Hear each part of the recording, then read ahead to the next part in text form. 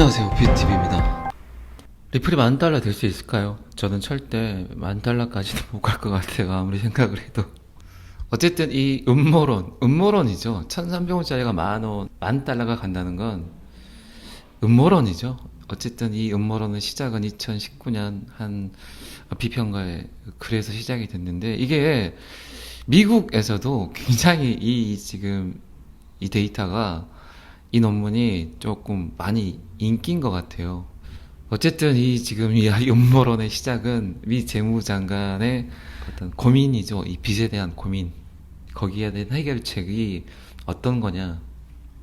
근데 CBDC는 발행을 해야 될 것 같고, 리플이라는 회사가 굉장히 너무나 적합한 조건들을 갖고 있고, 또 최근에 아시죠? ISO 20022 이렇게 힌트를 주고, 전 세계의 달러 대신 기축통화로 쓰기에 저는 뭐 코인이고, 일단은 이게 암호화폐고 가상화폐고 코인이고를 떠나서 말씀을 드리는 거예요. 지금은 어떤 생각이 드냐면, SEC에서 이거는 증권이다, 코인이 아니다. 지금 약간 이게 제가 생각하는 시나리오가 어쩌면 코인이 아닐 수도 있을 것 같다는 생각이 들기도 하더라고요. 그냥 돈인 것 같아요. 그냥 명목화폐. 자, 그러면 달러를 대처해서 75억 명의 인구가 기축통화인 달러를 곁에 두고 살아야 되는 이 시대에서 리플 하나가 1,000만 원 정도 한다면 뭐 그닥 1,000억 개짜린데, 한 사람당 1억 3천이면 뭐 이게 틀린 말인가? 뭐 그닥 비싼 돈은 아니잖아요. 이 어쨌든 음모론의 가정을 하면 75억 명의 인구가 굳이 은행이 없더라도, 저기 아프리카, 이게 은행이 없다는 개념은 뭐냐면, 왜 은행이 없으면 사람들이, 지금 전 세계 사람들의 50%가 금융 혜택을 못 받고 있어요.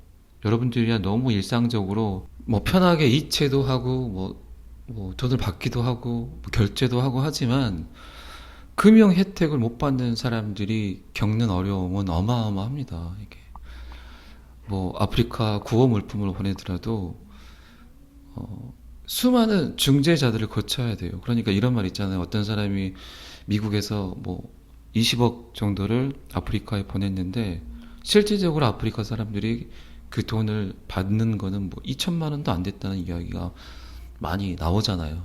중재자를 거친다고요. 환율 계산하고 그 나라의 물가, 그리고 수수료, 금융 혜택을 받지 못하는 나라까지도 스마트폰만 있으면 금융 인프라를 만든 비용이 많이 들까요? 그냥 갖고 있는 스마트폰으로 어떤 금융 혜택을 받는 게 빠를까요?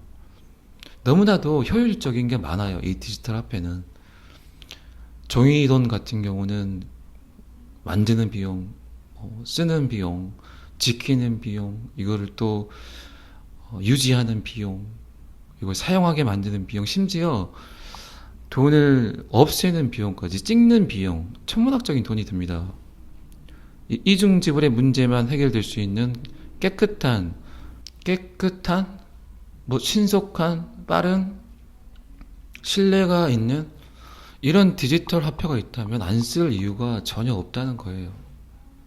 근데 이제 이렇게 뭔가 클 애들은 분명히 억압을 합니다. 억압을 하고, 만약에 그들이 쓰겠다고 생각을 하고 있으면 가격이 오르는 꼴을 보겠어요. 어쨌든 우리의 음모론으로 따지면 리플을 이렇게 올려서 리플을 걔네들이 홀딩을 해서 그리고 발표만 하면 오를 건데, 그 전에 뭔가 계속 억누르고 끝까지 결정을 하기 전까지는 얘를 지켜보겠죠. 이게 진짜 어떤 회사인가, 어떤 일을 할 수 있는가, 어떤 이득이 있는가.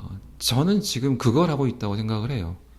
제가 지금 영상을 만들기 위해서 이제 마지막 편이니까 되게 자료를 좀 신중하게 찾고 있어요. 신중하게 찾고 있고, 그렇기 때문에 오늘 마지막 편을 제가 바로 이렇게 완결편을 이렇게 올리지는 못할 것 같아요. 제 생각에 토요일 오전 정도에 그냥 어쨌든 제가 자료 준비하는 거에 대해서 취합을 해서 이렇게 해서 마지막 편을 올릴 건데, 그래서 지금 많은 자료들을 좀 보고 있어요.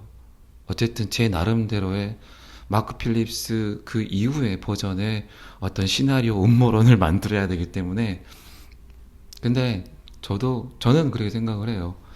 리플이 SEC의 소송 중임에도 불구하고 탑코인 비교해서 그렇게 많이 떨어졌거나 그러지는 않아요.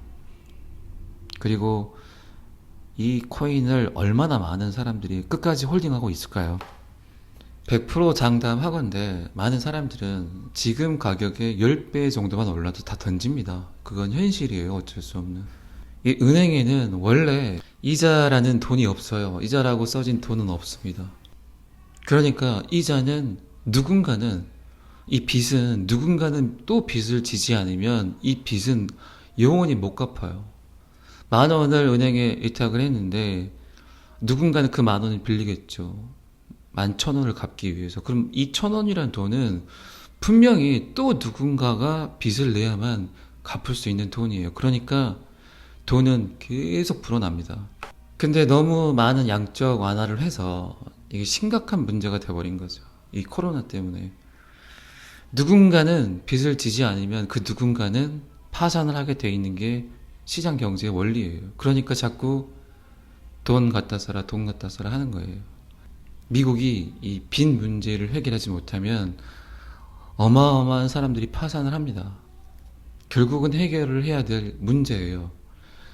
근데 너무나 많은 징후들이 리플의 그 이체 내역이나 익명 주소로 이체를 한다거나, 그리고 얼마 전 뉴스에 보면은 금융가 쪽에서 리플을 또 받고 있어요. 주소로.